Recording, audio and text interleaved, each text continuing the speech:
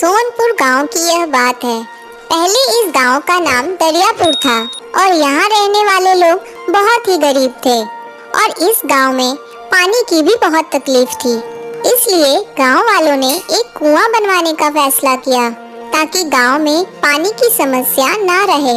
लेकिन जब कुआं बनकर तैयार हो गया तब उसमें से पानी की बजाय सोने के सिक्के निकलने लगे और गांव में किसी को भी यह पता नहीं था कि उस कुएं में से पानी की बजाय सिक्के कैसे निकल रहे हैं। और गांव में इतना सोना बढ़ गया कि इस गांव का नाम दरियापुर से बदलकर सोनपुर रख दिया। इसी गांव में चिंटू नाम का एक लड़का रहता था। उसे कहानियां सुनने का बहुत शौक था, इसलिए वह गांव रहने वाले बूढ़े दादा दादी के पास जाता और उनसे अलग अलग कहानियां सुनता। एक दिन चिंटू गांव के सबसे बुजुर्ग व्यक्ति सखाराम जी के पास गया और बोला, दादाजी कैसे हैं आप? आपको कहीं जाना है तो मैं आपको छोड़ देता हूँ। नहीं बेटा, मुझे कहीं नहीं जाना। तू बता, कई दिनों से मेरे पास आया ही नहीं। सखा दादा को भूल गया है क्या? अरे नहीं दादाजी, आपको भला मैं कैसे भूल सकता हूँ। वो तो थोड़े दिन से स्कूल का होमवर्क थोड़ा ज्यादा था, इसलिए मिलने नहीं आ पाया। लेकिन आज मैं आपसे कहानी सुनकर ही जाऊंगा। बोल, आज कौन सी कहानी सुनाऊं? परियों की या जादू की या भूतों की? नहीं नहीं दादाजी, ये सब कहानियाँ सुनकर मैं अब पक गया हूँ। कुछ नई कहानी सुनाइए ना। हाँ, ये जादुई कुएं वाली कहानी सुनाइए ना। जब ये कुआं बन रहा था तब आप थे ना, तो मुझे इसी की कहानी सुनाइए ना। अब बेटा, इतना सब तो मुझे याद नहीं। जब ये कुआं बन रहा था तब मैं लगभग तेरे जितना ही था। गांव में पानी की बड़ी समस्या थी, इसलिए गांव वालों ने और सरपंच जी ने मिलकर यह कुआं खुदवाने का निर्णय लिया था। काफी सारे मजदूर जुट गए थे इस कुएं को बनाने के लिए। और जब ये कुआं बनकर तैयार हुआ और गांव की महिलाओं ने जब इसमें से पानी निकालना शुरू किया, तब उस कुएं से पानी नहीं बल्कि एक आवाज आने लगी।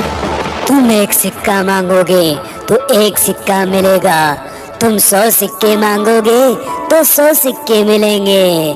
लेकिन अगर तुम्हारी नियत और वजह सही हुई तो ही। सभी लोग कुएं में से ऐसी आवाज सुनकर डर गए।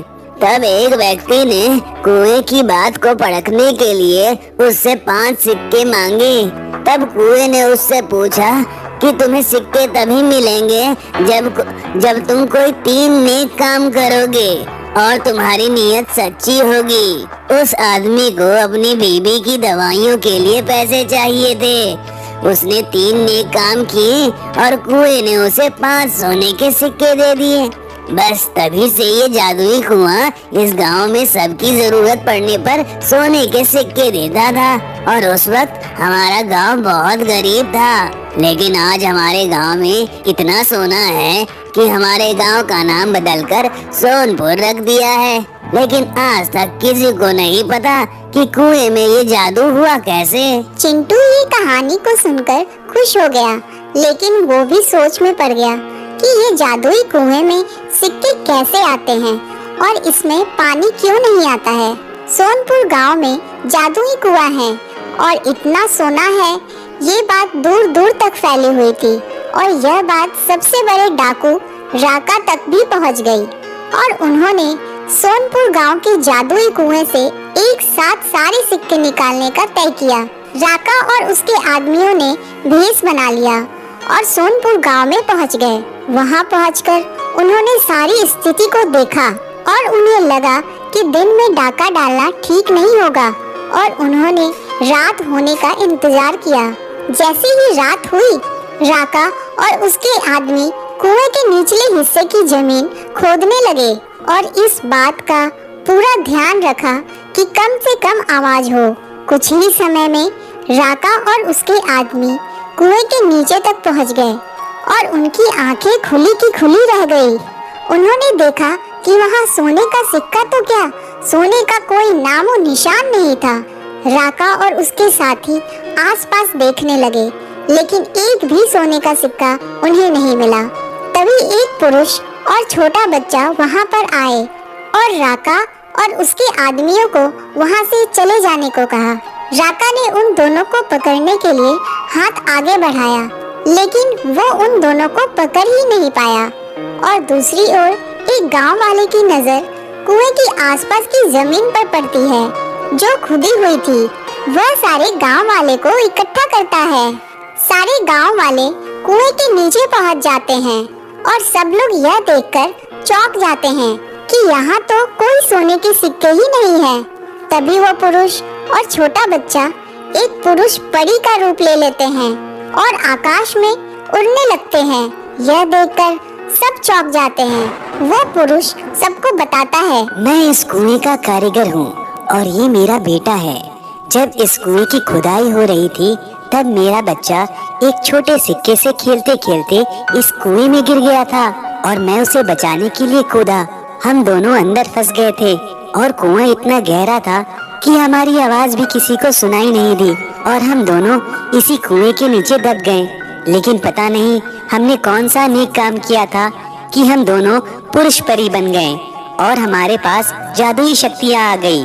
तब हमने सोचा कि क्यों न इन शक्तियों का उपयोग अच्छे काम के लिए किया जाए। तब हमने सोने के सिक्के से गांव वालों की मदद करने का सोचा और उसके बदले उन लोगों को कोई भी 3 नेक काम करने को कहा। लेकिन आज इस डाकू ने चोरी करने के इरादे से कुएं के नीचे आकर हमें देख लिया और यह जादू तोड़ दिया। अब हम लोग आसमान में अपने लोग जा रहे हैं, लेकिन हमारा आशीर्वाद इस गांव पर हमेशा बना रहेगा और इस गांव में पानी की या पैसों की कभी भी कोई भी कमी नहीं होगी। इतना कहकर दोनों गायब हो जाते हैं। सब लोग आसमान की ओर देखते रहते हैं और आखिरकार राका और उसके साथियों को पुलिस के हवाले कर देते हैं। इस कहानी से हमें यह सीख मिलती है कि अगर आप किसी भी रूप से सक्षम हैं, चाहे धन से, ज्ञान से या अन्न से, तो हमेशा दूसरों की सहायता कीजिए और उनका उपयोग दूसरों के अच्छे के लिए कीजिए। जैसे मजदूर और उनके बेटे ने अपनी जादुई शक्तियों से गांव वालों का भला किया। यह कहानी आपको कैसी लगी? कमेंट कर जरूर बताइए।